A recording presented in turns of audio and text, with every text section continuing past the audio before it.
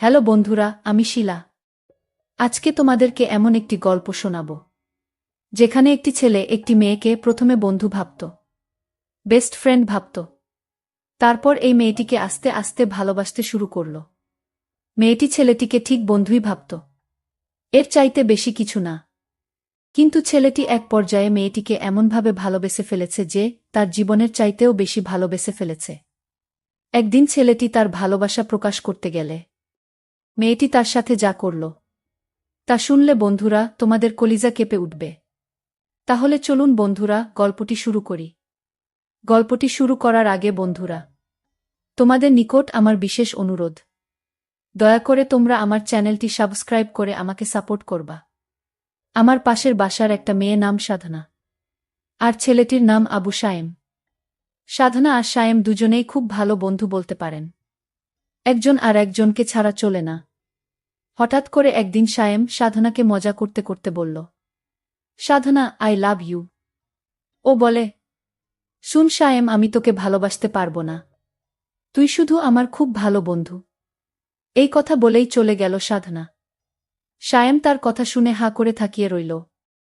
তাকে কোনোভাবেই তার মনের অনুভূতি বোঝাতে পারল না। এভাবেই দিন যেতে লাগল। কিন্তু ছেলেটি ভাবল যে সাধনা তো কোনোভাবেই আমাকে ভালোবাসে না, কি যে করি। বলতে বলতে সাধনার ফোন। সাধনা বলল, ওই সায়েম, কি করছ? তোর কথাই ভাবতাছি সাধনা। চুপ থাক। সাধনা বলল, ওই সায়েম, খাইছস? সায়েম বলল, না। তুই খাইছ সাধনা? হ্যাঁ খাইছি। তুই এখনই খেয়ে নে, আর মাঠে তাড়াতাড়ি আয়। আচ্ছা, বলেই লাফাতে লাগলাম। সাধনার মনে হয়তো আমার জন্য ভালোবাসা জাগছে। তাড়াতাড়ি খেয়ে গেলাম। গিয়েই বললাম, কিরে সাধনা, হঠাৎ জরুরি তলফ? সামনে আমাদের এক্সাম রে, খুব টেনশনে আছি। কোনো চিন্তা করিস না, ফেইল করলেও তোরে আমি বিয়া করমু। তারপর 2টা ক্রিকেট খেলার টিম বানামু, তোর এক দল, আমার এক দল। বলেই হা হা হা করে হাসি দিলাম। কিন্তু হাসি দেওয়ার পর যা ঘটল তা সায়েম তার নিজের চোখকেও বিশ্বাস করাতে পারল না। এমনভাবে সায়েমের গালে চড় মারল সাধনা জেনা গাল দিয়ে ধোয়া বের হচ্ছে। চড়টা মেরেই সাধনা বলা শুরু করল, তোকে বন্ধু করেই জীবনের বড় ভুল করছি। তোর মতো ছোট মনের মানুষকে বন্ধু ভাবাটাই আমার ভুল হয়েছে। আজ থেকে আমাদের বন্ধুত্ব এখানেই শেষ। বলেই চলে গেল সাধনা। আর আমার চোখ দিয়ে বৃষ্টির মতো পানি পড়ছে। কিছুই বুঝতে পারলাম না। খুব খারাপ লাগছে। শেষমেশ বন্ধুত্বটাও শেষ। কেমন জানি স্বপ্ন স্বপ্ন লাগছে। তাও কিছুই করার নেই। অশ্রুভরা চোখ আর বুক ভরা কষ্ট নিয়ে বাসায় চলে গেল সায়েম। এসেই শুয়ে পড়ল। বালিশটাও ভিজে গেছে। পুরানো স্মৃতিগুলো মনে পড়ছে বারবার সায়েমের। প্রতিদিন ওকে ফোন দিয়ে ঘুম পাড়ানো, ঘুম থেকে জাগাতাম। দিনে কমপক্ষে 100 বার ফোন। আর মেসেজ তো আছেই। সব স্মৃতিগুলো মনে পড়ছে সায়েমের। আমাদের বন্ধুত্ব শেষ হলেও আমি ঠিক আগের মতোই ফোন দিতাম, মেসেজ দিতাম। সাধনা খুব বিরক্ত ফিল করত। তারপরও কথা বলতে চাইতাম। হঠাৎ একদিন দেখলাম সাধনা পার্কে এক ছেলের সাথে হেসে হেসে কথা বলছে। এমনভাবে কথা বলছে ওই ছেলেটার সাথে দেখে মনে হচ্ছে যেন তারা দুজন স্বামী স্ত্রী। ছেলেটার সাথে সাধনা কথা বলছে দেখে মনের ভিতরটা কেঁপে উঠছে। আমার মনে হচ্ছে যে না, আমার মাথার উপর আসমান ভেঙে পড়ছে। ছেলেটার সাথে এমন আচরণ করছে, আমার কাছে মনে হচ্ছে যেন তারা জনম জনমের পরিচিতি। তাদের খুব অন্তরঙ্গ অবস্থায় দেখে মনটা খারাপ হয়ে গেল। আমি পার্কের এক কোণ থেকে তাদের এই অবস্থাটা লক্ষ্য করলাম। যেন কলিজাটা ছিঁড়ে যাচ্ছে। একটু পর আমি দেখলাম তারা যেন একটু গভীরে নির্জনে যেতে শুরু করল। সেখানে একটি কুঁড়ে ঘর আছে। তারা সেখানে গিয়ে খুব তাড়াহুড়া করে সেই কুঁড়ে ঘরের ভিতর ঢুকে পড়ল। সেখানে তারা 2 থেকে 3 ঘন্টা অতিবাহিত করল।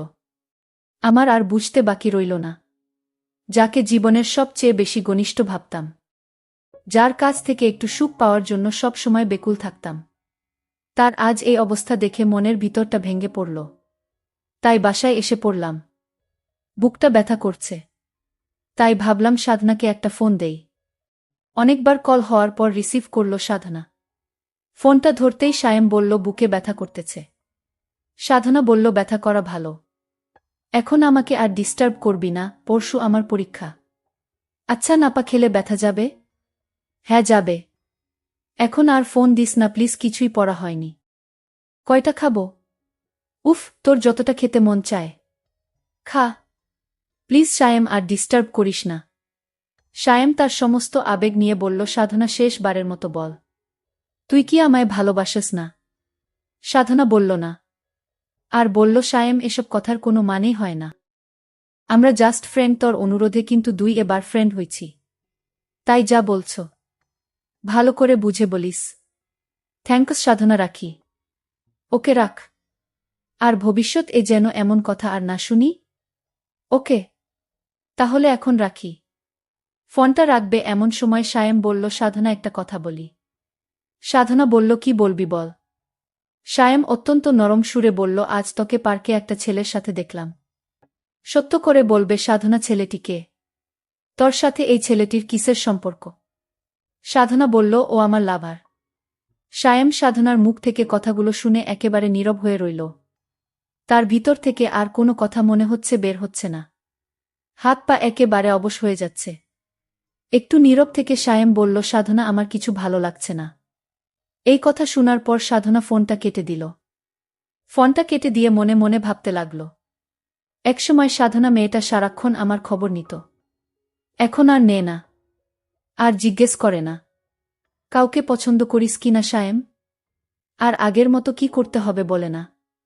হঠাৎ বুকের ভিতরে আবার চিপ দিয়ে উঠে। বুকটা চেপে ধরে একটু বিছানায় শুয়ে পড়লাম। খুব কষ্ট হচ্ছে। আবার বিছানা থেকে উঠে আমাকে নাপা খেতে হবে। কষ্টা খাবো? সাধনা তো বলেই দিয়েছে, যতটা ইচ্ছে ততটা তুই খা। সবগুলো ওষুধ মুখের ভিতরে পুরে ঘুমিয়ে পড়লাম। কাক ডাকা ভোরে উঠে পড়ে সাধনা। মোবাইল চেক করে একটা দীর্ঘশ্বাস ছাড়ে। যাক, আজ কোনো মেসেজ ও নাই, মিসড কল ও নাই। পড়ায় মনোযোগী হয়। সাধনা মন দিয়েই পড়তে থাকে। হঠাৎ মনটা যেন কেমন কেমন করছে। তবুও ভালো সায়েম জ্বালাচ্ছে না। ছেলেটার কোনো কমন সেন্সও নাই। যখন তখন ফোন দিয়ে বলবে, সাধনা, এটা হয়েছে। এখন কি করব? ওইটা হয়েছে, বোরিং। কয়েক ঘন্টা কেটে গেলেও সাধনার মোবাইলের আলো জ্বলছে না। হঠাৎ মোবাইল মেসেজ টোন বেজে উঠল। সাধনার কাছে বোরিং হ্যাপি দুইটাই লাগল। মেসেজ অন করে হতাশ হয় রবি সিম কোম্পানির SMS। রবি সিমকে কয়েকশো গালাগাল দেয় সে। ঘড়ির ঘণ্টার কাঁটা ক্রমেই বেড়ে চলেছে, কিন্তু একটিবার এর জন্য সায়েমের মোবাইল থেকে কল আসে না। হঠাৎ সাধনার স্মরণ হয় গতদিনের কথা। সাধনা বুকে ব্যথা। ওর ভ্রু যুগল কুঁচকে যায়। মুখটা কালো হয়ে যায়। বুকের ভিতরটা খা খা করে উঠে। মন থেকে কত রকম ভয় করছে। রাত 9টা। সাধনা একদম পড়তে পারছে না। বারবার সায়েমের কথা মনে পড়ছে। সায়েমের মেসেজ তো তার বোরিং লাগে, কিন্তু সে কেন এখন সায়েমের মেসেজ খুঁজছে? কিছু না ভেবেই সায়েমের নাম্বারে ফোন দেয়। হ্যালো সায়েম, আমি সায়েমের বড় ভাই বলছিলাম। তুমি সাধনা, তাই না? সায়েম তোমার কথা বলেছে, এখন ও বাইরে আছে বন্ধুদের সাথে। পরে ফোন দিও। আপনি এরকম কেঁদে কেঁদে কথা বলছেন কেন? আমার কিন্তু ভয় হচ্ছে। আরে আমাদের বাড়িতে একজন মুরুব্বি মারা গেছে। ওনার জন্য মন খারাপ। আর কাল এক্সাম যেন ভালো হয়। ওকে ভাইজা, সায়েম এলে আমার কথা বলবেন। সাধনা কিছুই বুঝে না সায়েমকে কি সে ভালোবাসে। এক্সামের কথা মনে পড়তেই পড়তে বসে যায় সাধনা। পড়ায় মন না বসলেও জোর করে পড়ছে সে। হঠাৎ ঘুমের দেশে হারিয়ে যায় সে। ঘুমের মাঝে কে যেন চিৎকার করছে, সাধনা ভালোবাসিস। কণ্ঠটি পরিচিত, কিন্তু ধরতে পারছে না। হঠাৎ ঘুম ভেঙে যায়। আজ কাক ডাকার আগেই উঠে গেছে। সাধনার চোখে মুখে আতঙ্ক। মোবাইলটা হাতে নিয়ে কোনো মেসেজ নেই, নেই কোনো মিসড কল। সাধনা চায় হঠাৎ করেই একটা কল আসুক, আর নামটা ভাসুক সায়েম। কিন্তু নামটা আর ভাসে না। সাধনার মনে হচ্ছে সে সায়েমকে ভালোবাসে। যখন বলবে সায়েম ভালোবাসি, কতই না খুশি হবে সে। ভাবতেই অবাক লাগছে। এক্সামের পর সোজা সায়েমদের বাড়িতে চলে যায় সে।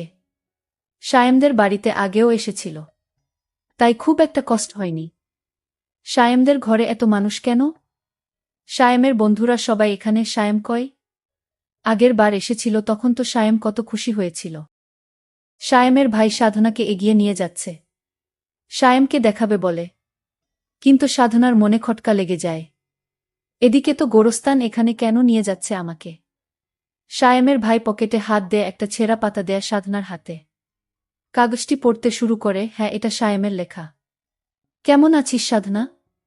আশা করি ভালো থাকারই কথা। ভাইজা চেয়েছিল তোকে জানাতে আমার অবস্থা ভালো না।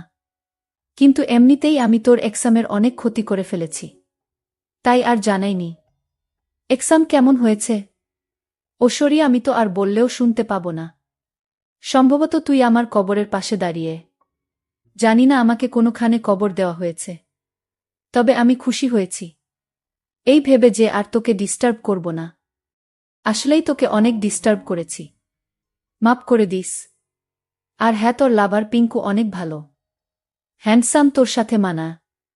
সেদিন তোদের দুজনকে পার্কে আপত্তিকর অবস্থায় দেখে মনের ভিতরটা কেঁপে উঠেছিল। খুব খুশি হয়েছিলাম। আবার পিঙ্কু এবং তুই, তোরা দুজনের উপরেই রাগও হয়েছিলাম। আর ওসরি তোর এমনেই অনেক টাইম নষ্ট করেছি। সামনে এক্সাম ভালো করে দিস। আর একটা কথা, নাপা কাজ করেছে, আমার সব ব্যথা দূর করে দিয়েছে। থ্যাঙ্কস, মাফ করে দিস। আর একটা কথা, রাগ করিস না সাধনা, আমি তোকে অনেক, আমার জীবনের চাইতেও বেশি ভালোবাসতাম। যতক্ষণ আমার দেহে প্রাণটি ছিল ততক্ষণ শুধু সাধনা সাধনা বলেই আমার শেষ নিঃশ্বাস ত্যাগ করেছিলাম। যাক, সব শেষে তো আমি তোকে যে ভালোবেসে মরতে পেরেছি, এতেই আমার সুখ। সাধনা ভোগে নয়, ত্যাগেই সুখ। ভালো থাকিস। আবার সরি। আর জীবনেও বলবো না ভালোবাসি তোকে। এই কানে ধরেছি। বোরিং বোরিং সাধনা ধপ করেই সায়েমের কবরে বসে পড়ল আর চিৎকার করে কান্না করছে। আর ওর মুখ থেকে বের হচ্ছে, সায়েম, এই সায়েম, ওঠ, একটিবার উঠ, একটিবার দেখ আমি এসেছি। তুই না আমাকে ভালোবাসিস? আমিও তোকে ভালোবাসি রে। ওঠ সায়েম, ওঠ। তুই না 2টা ক্রিকেট টিম বানাবি? আমি রাজি রে। তারপরও তুই ফিরে আয় সায়েম। চিৎকার করে বলছে, ফিরে আয় সায়েম, ফিরে আয়। তোকে খুব ভালোবাসি রে, ফিরে আয়। আর আমি সেদিন পার্কে একটি ছেলের সাথে তোকে দেখানোর জন্য মজা করছিলাম। আসলে আমি এইটুকু পরীক্ষা করতে চেয়েছিলাম যে তুই আমাকে কতটুকু ভালোবাস তা জানার জন্য।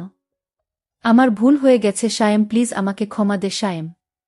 তুই আবার আমার কাছে ফিরে আয়, আমি তোকে আমার জীবনের চাইতেও বেশি ভালোবাসব। এই বলে সাধনা কান্নায় মাটিতে লুটিয়ে পড়ল। কিন্তু এখন আর কান্নায় লুটিয়ে পড়লে কি হবে? সময়ের কাজ সময়ে করতে হয়। আসলে সব সময় অভিনয় মানুষকে বিপদগামী করে তোলে। প্রত্যেকটি মানুষকে বোঝা উচিত কখন, কোন সময় কি অভিনয় করতে হবে। কিছু কিছু অভিনয় মানুষের জীবনকে ধ্বংস করে দেয়া। ঠিক তেমনি ঘটেছে সায়েম আর সাধনার জীবনে। সুতরাং আমরা প্রত্যেকটি মানুষকে জীবনের প্রত্যেকটি মুহূর্তে কিছু কিছু কাজ আছে, যেগুলা গুরুত্বপূর্ণ কাজ, যেগুলোতে কখনো কাম খেয়াল করা উচিত নয়। তাহলে বরঞ্চ হিতের চেয়ে বিপরীতে হয় বেশি। মোটকথা, প্রতারণা বা প্রতারণার অভিনয় মানুষকে বেশিরভাগ সময় বিপদগামী করে তোলে। তাই এই ব্যাপারে তোমাদের প্রত্যেককে সচেতন হওয়া উচিত। বন্ধুরা, তোমাদের নিকট আমার একটি ছোট্ট প্রশ্ন। এ গল্প থেকে তোমরা কি শিখতে পারলে? দয়া করে কমেন্ট করে জানাবে। বন্ধুরা, ভিডিওটি যদি ভালো লাগে তাহলে একটি লাইক দিন। আর তোমরা যদি এইরকম ধরনের ইন্টারেস্টিং ভিডিও পেতে চাও, তাহলে দয়া করে আমার চ্যানেলটি সাবস্ক্রাইব করো। পরিশেষে তোমাদের সকলের সুস্বাস্থ্য কামনা করি। ভিডিওটি দেখার জন্য তোমাদের সকলকে অসংখ্য ধন্যবাদ।